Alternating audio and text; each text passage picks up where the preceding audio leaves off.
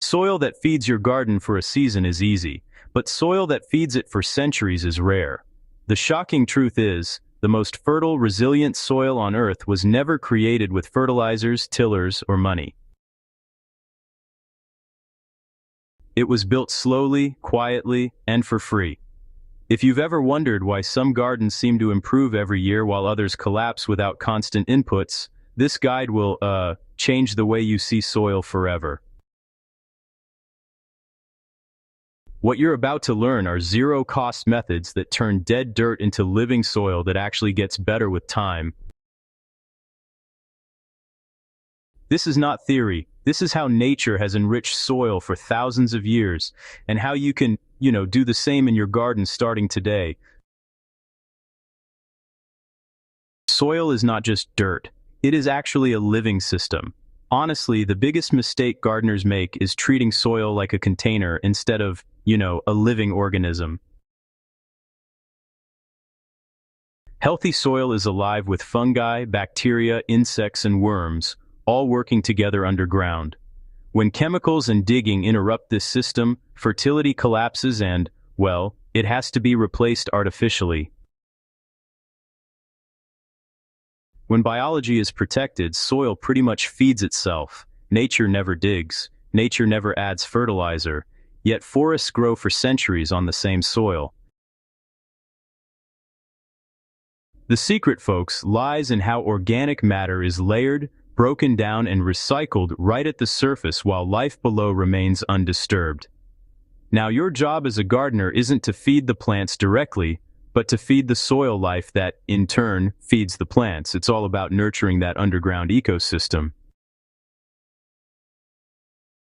Cardboard creates instant soil armor, believe it or not. One of the most powerful zero-cost tools you'll ever use is plain old cardboard. Not shredded, not composted, just laid flat on the soil surface. It's as simple as that. Cardboard, you see, mimics fallen tree bark and those dense leaf mats you find in forests. When you place it directly on grass or bare soil, it blocks light, stops weeds, holds moisture, and becomes food for fungi. It's quite the multitasker, isn't it?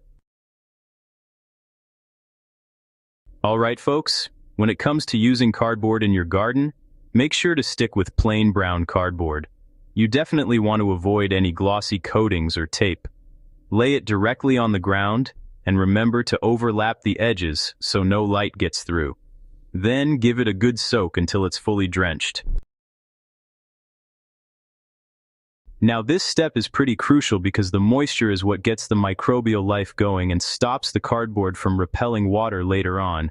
Once it's wet, the cardboard starts breaking down from the bottom up. This is when fungi and earthworms begin to move in and do their thing. Over time, and with a bit of patience, that cardboard will completely disappear. What you're left with is soft, crumbly soil that holds water and nutrients way better than before. It's like magic, turning cardboard into rich, fertile soil. Leaves are not waste, they're soil currency. Every autumn, millions of years of soil-building wisdom just gets bagged up and thrown away. Leaves are honestly one of the richest organic materials available to gardeners, and the best part is, they cost nothing. In nature, leaves never actually leave the system. They fall, they decompose, and they become next year's fertility. So, here's what you do.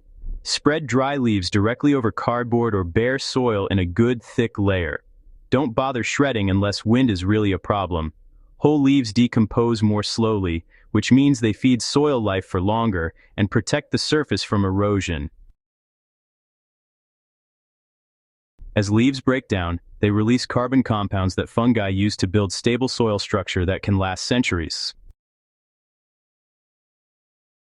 Leaves also moderate soil temperature, keeping roots cooler in summer and warmer in winter. This stability allows microbes to work year-round, slowly increasing soil richness without effort from you. Mulch is the engine of long-term fertility. Mulch is not decoration. It is the engine that drives soil regeneration. Well, just about any organic material can act as mulch, including leaves, straw-dried grass, wood chips, or even garden trimmings. The main thing really is to focus on thickness and consistency. A deep mulch layer, keeps sunlight off the soil surface, which helps prevent moisture loss and protects those helpful microbes from UV damage. And as the mulch breaks down from the bottom, it slowly feeds bacteria and fungi in a nice steady cycle. So this is how soil gains depth over time instead of losing it. Never mix mulch into the soil, just leave it right on top. Nature, well, she always builds soil from the surface down. That's the way it's meant to be. Mixing organic matter into soil, it actually disrupts those fungal networks that take years to establish and, honestly, only minutes to destroy. Worms are workers you never pay. Earthworms, they're not attracted by digging or fertilizer. They show up when conditions are just right. Moisture, organic matter, and undisturbed soil invite them naturally. Worms consume decaying material at the surface and pull it underground, depositing castings that are richer than any compost you could buy. Worm castings contain beneficial microbes, plant-available nutrients, and growth-promoting compounds that improve root development. More importantly, worm tunnels increase soil aeration and water infiltration, preventing compaction and runoff.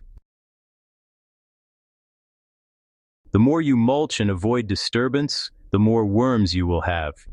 This is a compounding system that improves every year without effort. It's actually the microbes that do the feeding, not you. Plants don't just absorb nutrients directly from organic matter. Instead, microbes step in and convert all that stuff into forms the plants can actually use. Bacteria break down softer materials like green leaves and grass, while fungi, well, they specialize in tougher carbon sources like wood and cardboard. Working together, they create a balanced soil food web. When roots release sugars into the soil, microbes exchange nutrients in return. This natural trade system means, basically, that plants feed the microbes, and microbes feed the plants. Chemical fertilizers bypass this relationship, creating dependency and weakening long-term soil health. You can boost microbial life for free by keeping soil covered moist and undisturbed. If you want to accelerate the process, you can make a simple microbial rinse using finished compost or leaf mold. Soak 1 shovelful of mature compost in 5 gallons of non-chlorinated water, stir well, and let it sit for about 30 minutes. Water this directly onto mulch and soil to inoculate it with beneficial organisms. No digging. That's the missing rule.